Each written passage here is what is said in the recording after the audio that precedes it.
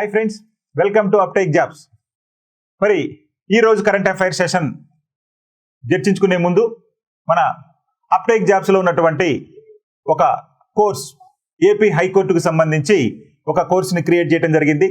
ఆ కోర్సుకు సంబంధించిన వివరాలు తెలుసుకొని ఆ తర్వాత మనం ఈరోజు కరెంట్ అఫైర్స్ గురించి చర్చించుకుందాం. ఏపీ హైకోర్టుకు సంబంధించిన ఒక కొత్త కోర్సుని మన అప్టేక్ జాబ్స్లో పొందుపరచడం జరిగింది. దీనికి సంబంధించినటువంటి పూర్తి సబ్జెక్టులను మనకి వివరిస్తూ ప్రతి సబ్జెక్టుకు సంబంధించి టాపిక్ వైజ్గా టెస్టులు పెడుతూ టాపిక్ వైజ్గా ఆ టెస్టులను ఎక్స్ప్లెయిన్ చేస్తూ ఈ విధంగా మొత్తం కూడా సమగ్రంగా మీకు అందించడం జరిగింది. కేవలం 499 రూపాయలకే. ఇందులో మీకు 20 గంటల వరకు ఉచిత వీడియోస్ ఉంటాయి. ఆ వీడియోస్ చూడండి.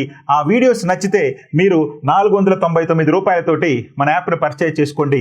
మీరు హైకోర్టులో జాబు సంపాదించుకోవాలనుకునే కలను నిజం చేయడానికి మా వంతు సహకారం మేము అందిస్తామని మీకు మాటిస్తూ మీ ఎస్వి నారాయణ సార్.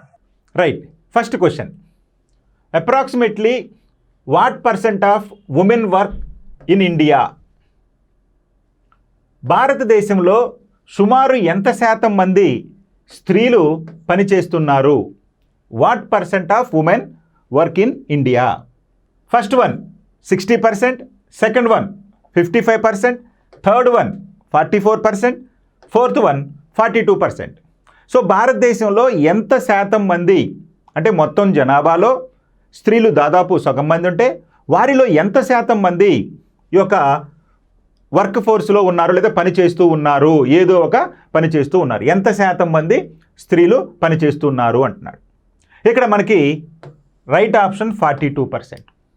సో మన భారతదేశంలో ఎంత శాతం మంది స్త్రీలు పనిచేస్తున్నారయ్యా అంటే 42%, 42% మంది స్త్రీలు పనిచేస్తున్నారు. అయితే ఇక్కడ ఆశ్చర్యకరమైన విషయం ఏంటంటే మనకి పట్టణాలలో స్త్రీలు పనిచేసేటటువంటి శాతం, అదేవిధంగా గ్రామీణ ప్రాంతాలలో స్త్రీలు పనిచేసేటటువంటి శాతంలో వ్యత్యాసం ఉంది. ఈ 42% అనేది మొత్తం దేశంలో అటు గ్రామీణ ఇటు పట్టణ ప్రాంతాలు కలుపుకొని, కానీ కేవలం పట్టణ ప్రాంతాలు కేవలం గ్రామీణ ప్రాంతాలు తీసుకుంటే ఈ శాతం వేరుగా ఉంది. కేవలం పట్టణ ప్రాంతం తీసుకున్నాం అనుకోండి, ఇక్కడ మనకి 28%. అదే కేవలం గ్రామీణ ప్రాంతం తీసుకున్నాం అనుకోండి 47.6%. చూడండి, అంటే మన దేశంలో పట్టణాలలో కంటే గ్రామీణ ప్రాంతాలలోనే స్త్రీలు ఎక్కువగా పని కార్యక్రమాలలో లేదా పనుల్లో నిమగ్నమై ఉన్నారు. పట్టణ ప్రాంతంలో చూడండి కేవలం 28%. గ్రామీణ ప్రాంతంలో 47.6, అంటే సరాసరి తీసుకుంటే యావరేజ్గా తీసుకుంటే ఎంత చెప్పుకున్నామండి 42%. కానీ గ్రామీణ ప్రాంతాల్లో తీసుకుంటే దేశ సగటు కన్నా కూడా గ్రామీణ ప్రాంతంలో ఎక్కువగా 47.6% ఉంది. పట్టణాలలో తీసుకుంటే 28.7%. మరి ప్రపంచంలో అత్యధిక శాతం మంది స్త్రీలు ఏ దేశంలో పనుల్లో నిమగ్నమై ఉన్నారయ్యా అంటే చైనా దేశంలో ఉన్నారు. చైనా దేశంలోనంట దాదాపు 60% మంది మహిళలు పనులలో నిమగ్నమై ఉన్నారంట. అదేవిధంగా జపాన్ దేశంలో తీసుకుంటే 55% ఉన్నారంట జపాన్ దేశంలో. ఇక మన పొరుగు దేశమైన బంగ్లాదేశ్లో తీసుకుంటే మనకంటే ఎక్కువగా 44% ఉన్నారు. కానీ మన భారతదేశంలో ఈ యొక్క పనులలో ఉన్నటువంటి ఎంత శాతం మంది స్త్రీలు పనుల్లో ఉన్నారా అంటే 42% మంది ఉన్నారు. ఓకే, దేశంలో గ్రామీణ పట్టణ ప్రాంతాల శ్రామిక శక్తిలో మహిళల వాటా. ఏ దేశమైనా సమగ్ర వికాసం సాధించాలంటే పురుషులతో పాటు మహిళలు కూడా ఆర్థిక కార్యకలాపాల్లో పాలు పంచుకోవాలి. మరి దేశంలో శ్రామిక శక్తిలో మహిళల భాగస్వామ్యం వారి జనాభాకు అనుగుణంగా లేదు. అంటే దాదాపు 50% మంది పురుషులుకి 50% మంది లేదా 48-47% మంది మహిళలు ఉంటే మరి వారు చేసేటటువంటి పనులు తీసుకున్నప్పుడు సమగ్రంగా అంటే జనాభాలో ఎంత శాతం అయితే మహిళలు ఉన్నారో అంతే శాతం మంది మహిళలు ఈ యొక్క పనుల్లో నిమగ్నమై లేరు అది చెప్తున్నారు. అంటే మహిళల భాగస్వామ్యం వారి జనాభాకు అనుగుణంగా లేదు. మరి చైనాలో 60%కి పైగా స్త్రీలు పనిపాటల్లో నిమగ్నమై ఉంటే జపాన్లో 55% మంది, బంగ్లాదేశ్లో 44% మంది, మరి మన భారతదేశంలో సుమారు 42% మంది స్త్రీలు మాత్రమే పనిచేస్తున్నారు. ఓకేనండి, రైట్. ఇక ముఖ్యంగా పట్టణ పారిశ్రామిక శక్తిలో మహిళల వాటా మరింత తక్కువగా ఉంది. ఎంతో చూడండి, మనకి వాస్తవానికి పట్టణాలు తయారీ రంగము సేవల రంగాల్లో దేశ ప్రగతికి ఆటంకమని చెప్పవచ్చు. అంటే ఈ విధంగా పనులలో మహిళల యొక్క భాగస్వామ్యం తక్కువగా ఉండటం అనేది దీనికి అంతిమంగా దేనికి దారితీస్తుందయ్యా అంటే దేశ ప్రగతికి దారితీస్తుంది.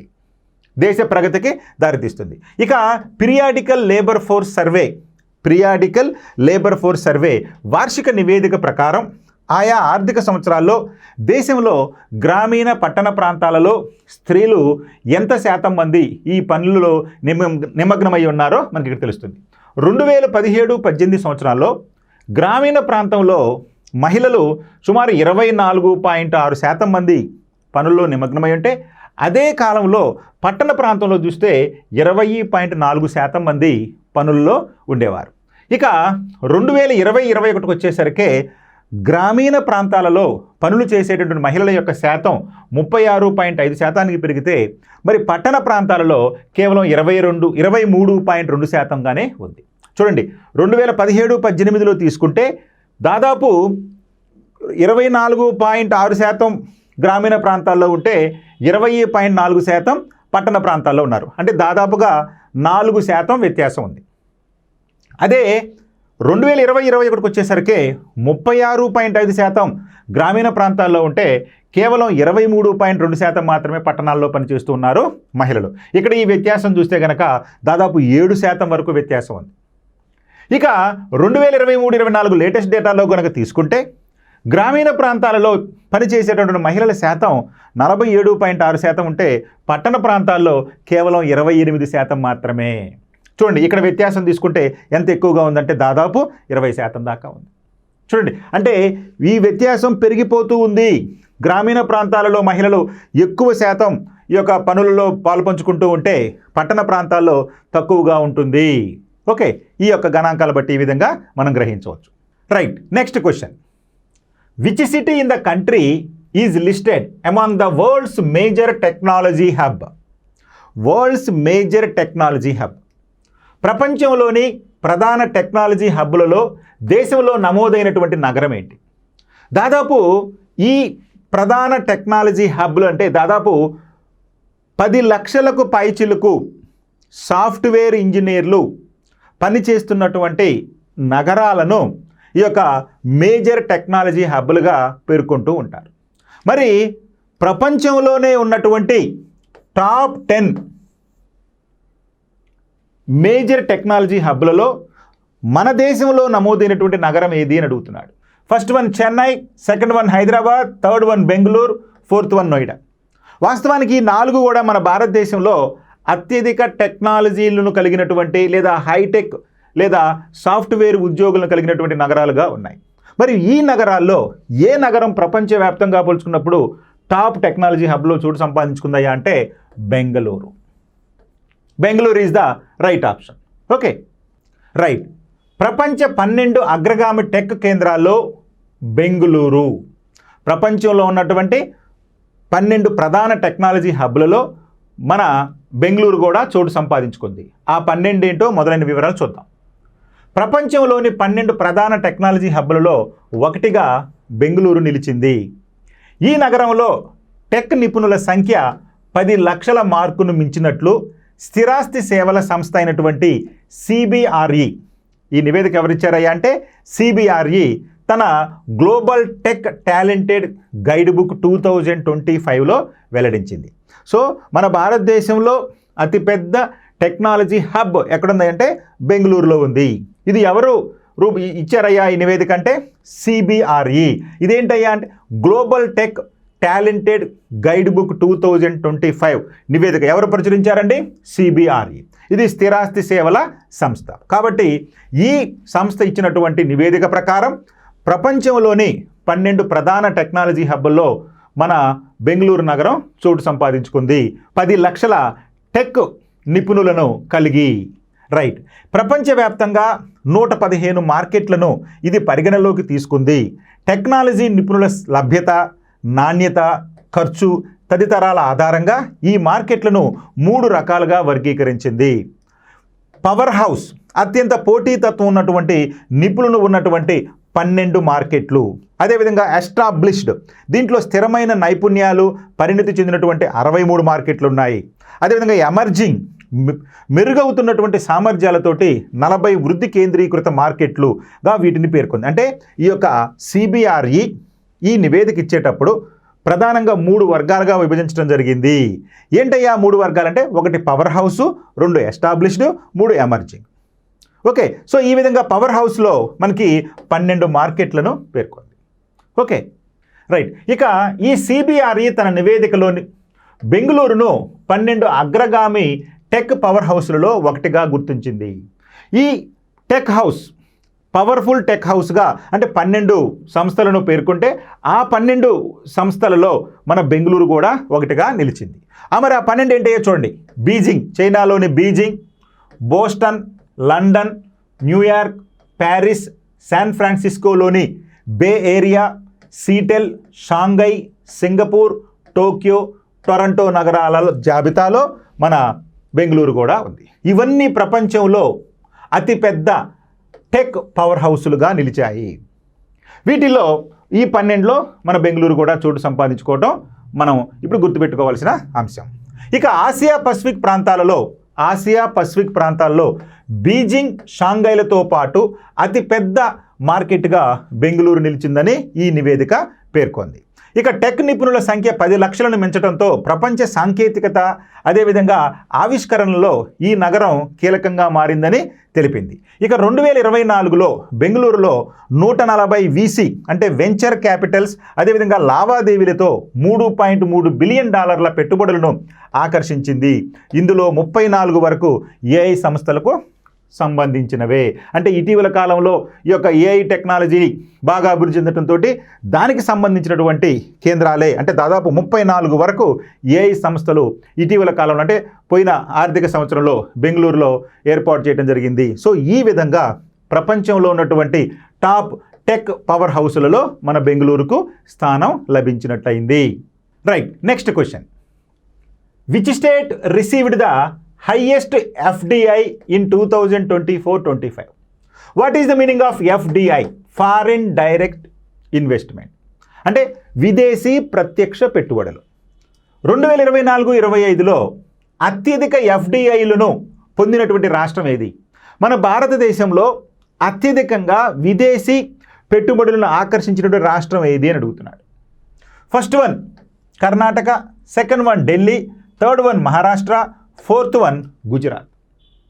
మరి 2024లో మన భారతదేశంలో అత్యధికంగా విదేశీ ప్రత్యక్ష పెట్టుబడులను ఆకర్షించినటువంటి రాష్ట్రాలు జాబితాలో కర్ణాటక తీసుకుంటే 2వ స్థానంలో ఉంది 6.62 బిలియన్ డాలర్లతోటి. మరి ఢిల్లీ ఎంత అండి అంటే ఢిల్లీలో సుమారు $6 బిలియన్ ఢిల్లీ ఉంది.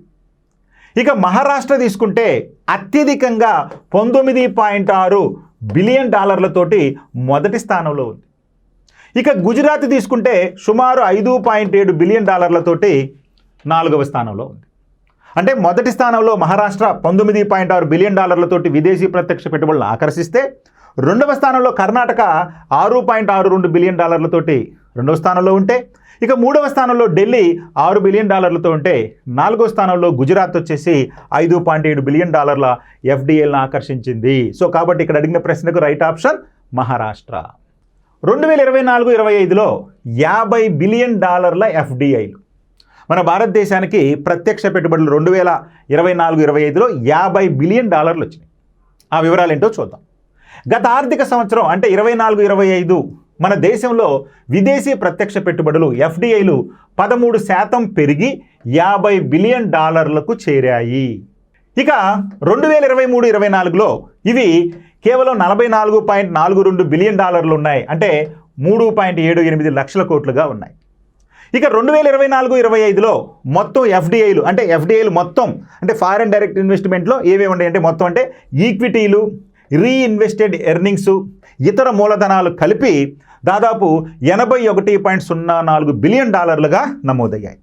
అన్నీ కలిపి అంటే FDIలతో పాటు ఇవన్నీ కూడా ఈక్విటీలు, రీఇన్వెస్టెడ్ ఎర్నింగ్స్, ఇతర మూలధనాలు కలిపి 81.04 డాలర్లుగా నమోదయ్యాయి. అయితే రాష్ట్రాల వారీగా తీసుకున్నప్పుడు మహారాష్ట్ర 19.6 బిలియన్ డాలర్లతో మొదటి స్థానంలో ఉంటే దేశంలో 2వ స్థానంలో కర్ణాటక 6.62 బిలియన్ డాలర్లు, మూడవ స్థానంలో ఢిల్లీ $6 బిలియన్, నాలుగవ స్థానంలో గుజరాత్ $5.7 బిలియన్, ఐదవ స్థానంలో తమిళనాడు $3.68 బిలియన్, ఆరవ స్థానంలో హర్యానా $3.14 బిలియన్, ఏడవ స్థానంలో అత్యధికంగా మన తెలంగాణ రాష్ట్రం $2.99 బిలియన్ తోటి ఈ యొక్క మొదటి 7 స్థానాలను సాధించాయి. అయితే భారతదేశానికి విదేశీ ప్రత్యక్ష పెట్టుబడులు ఏ దేశాల నుంచి ఎక్కువగా వస్తున్నాయి అంటే ఇక్కడ చూడండి, ఏ దేశం నుంచి మనకి ఎక్కువగా విదేశీ ప్రత్యక్ష పెట్టుబడులు వస్తున్నాయంటే సింగపూర్ నుంచి. సింగపూర్ నుంచి 2024-25లో $14.94 బిలియన్ విదేశీ ప్రత్యక్ష పెట్టుబడులు వచ్చాయి. సింగపూర్ బాగా గుర్తుపెట్టుకోవాలి. ఆ తర్వాత మారిషస్ $8.34 బిలియన్, అమెరికా మూడవ స్థానంలో $5.45 billion, Netherlands $4.62 billion, UAE $3.12 billion, Japan $2.47 billion, ఆ తర్వాత సైప్రస్ నుంచి $1.2 బిలియన్ ప్రత్యక్ష పెట్టుబడులు వచ్చాయి. ఇక్కడ గుర్తుపెట్టుకోవాలి, భారతదేశంలోకి ఏ రాష్ట్రంలో అత్యధికంగా విదేశీ ప్రత్యక్ష పెట్టుబడులు వచ్చాయంటే మహారాష్ట్ర. కానీ భారతదేశంలోకి ఏ దేశం నుంచి అత్యధికంగా ప్రత్యక్ష పెట్టుబడులు వచ్చాయి అంటే మనకి సింగపూర్ను గుర్తుపెట్టుకోవాలి. Okay, right. Next question, which state is the leading rice producer in the country for the financial year 2024-25? 2024-25 ఆర్థిక సంవత్సరానికి వరి ఉత్పత్తిలో దేశంలోనే ముందున్న రాష్ట్రం ఏది? వరి ఉత్పత్తిలో దేశంలోనే ప్రథమ స్థానంలో ఉన్నటువంటి రాష్ట్రం ఏది అని అడుగుతున్నాడు. ఉత్తరప్రదేశ్, వెస్ట్ బెంగాల్, పంజాబ్, తెలంగాణ. మరి వీటిలో మన దేశంలో వరి ఉత్పత్తిలో ప్రథమ స్థానంలో ఉన్నటువంటి రాష్ట్రం తీసుకుంటే తెలంగాణ. తెలంగాణలో దాదాపు 183.57 లక్షల టన్నుల ఉత్పత్తితోటి దేశంలో మొదటి స్థానంలో ఉంది మన తెలంగాణ.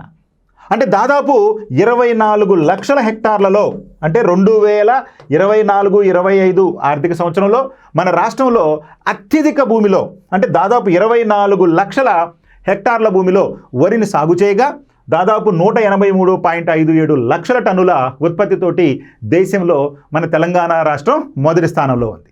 ఆ తర్వాత స్థానంలో ఉత్తరప్రదేశ్ 2వ స్థానంలో, పశ్చిమ బెంగాల్ 3వ స్థానంలో, పంజాబ్ 4వ స్థానంలో ఉంది. ఆ తర్వాతే ఆంధ్రప్రదేశ్ ఉంది.